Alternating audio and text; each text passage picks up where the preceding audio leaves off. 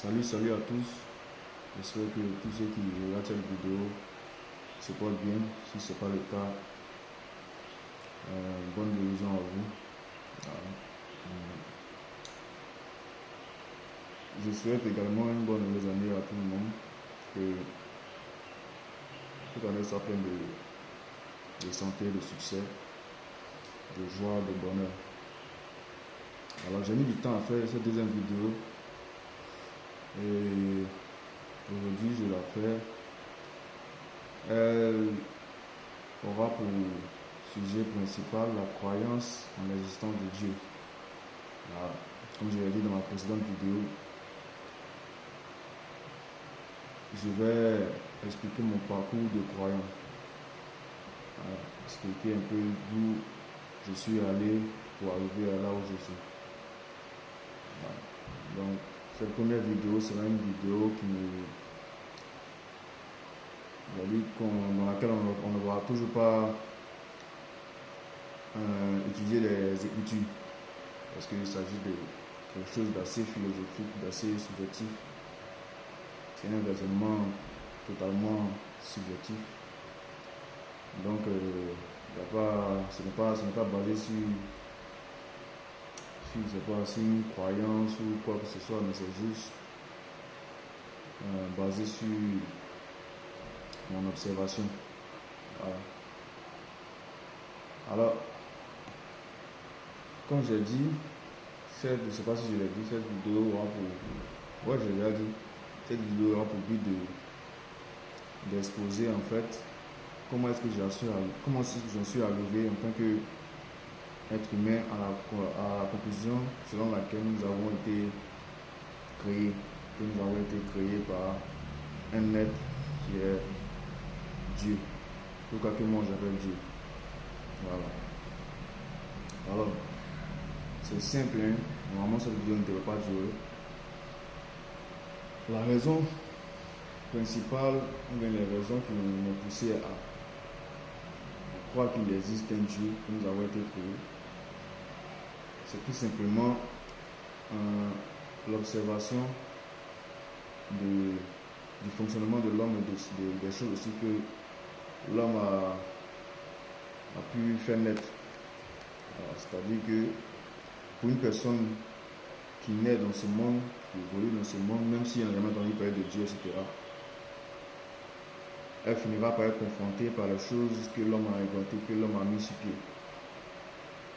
Donc, par l'observation de ces choses-là, et par l'observation du fonctionnement également de sa propre personne, cette personne-là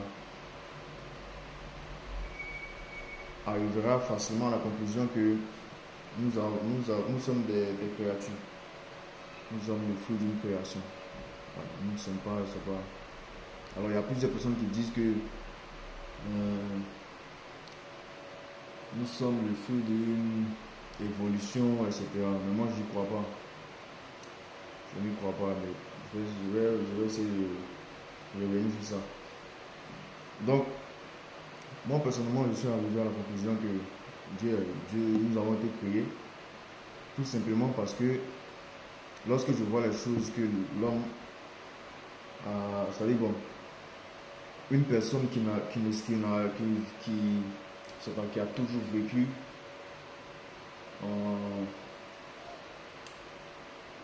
hors de la civilisation, c'est-à-dire en dehors de la civilisation, etc. Une fois qu'elle est face à quelque chose qui n'est pas connu dans la nature, comme un engin, que ce soit peut-être un avion ou bien, je sais pas, un téléphone portable ou une voiture, arrivera à un moment donné à se poser la question de savoir qui est derrière cet engin. Quand vous prenez la voiture a un mode de fonctionnement qui est assez précis, c'est pas hasardeux, c'est bien défini. Elle a besoin de telle pièce pour pouvoir fonctionner. Elle a besoin de tel type d'énergie pour pouvoir fonctionner. Et très souvent, toutes ces choses vont de pair. C'est-à-dire que vous ne pouvez pas avoir une voiture électrique dans laquelle vous n'utilisez pas, par exemple, le carburant, et puis elle fonctionnera sans batterie. Ouais. Il y a forcément, en tout cas, des pièces, comme dans tout, hein. Parce qu'aujourd'hui, pour pouvoir rouler ma voiture, j'ai besoin de pneus, de roues.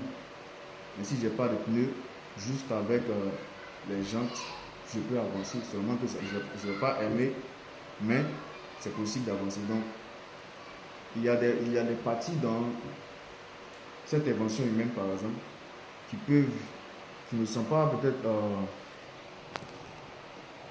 vitales, si on peut dire, qui ne sont pas totalement nécessaires pour que l'engin fonctionne. Mais il y a aussi des parties, des éléments de cet engin-là qui sont indispensables à son fonctionnement. C'est-à-dire que même pas à son bon fonctionnement, mais juste à son fonctionnement. On ne peut pas prendre une voiture qui marche au carburant et puis la rouler sans carburant. On ne peut pas prendre une voiture qui est censée rouler avec un moteur et puis lui enlever son moteur en espérant qu'elle continue de rouler. Donc, de la même façon qu'on sait que cet engin-là a été fait par l'homme et que c'est parce qu'il a été fait par l'homme qu'il nécessite des pièces ou des matériaux bien définis pour son fonctionnement et pour son bon fonctionnement. C'est de cette même manière que quand on observe l'homme, quand on observe la nature, on se rend compte que quasiment pour chaque être, il y a des éléments indispensables à sa survie.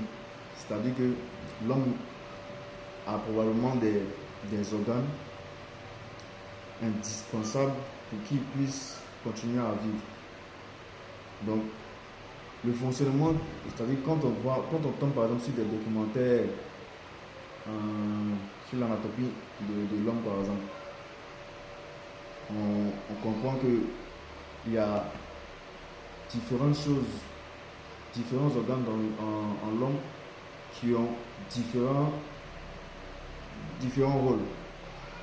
Et chacun,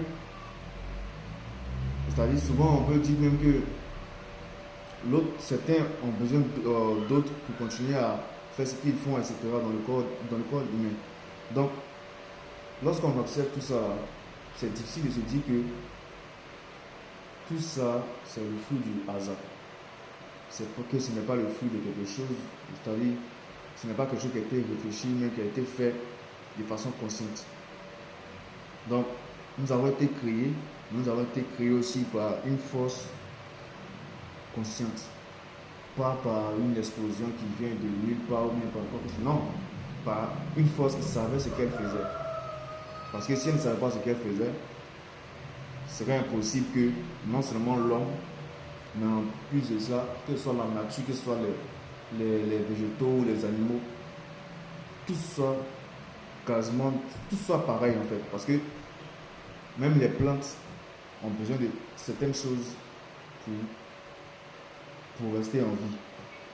C'est pareil pour les animaux, etc.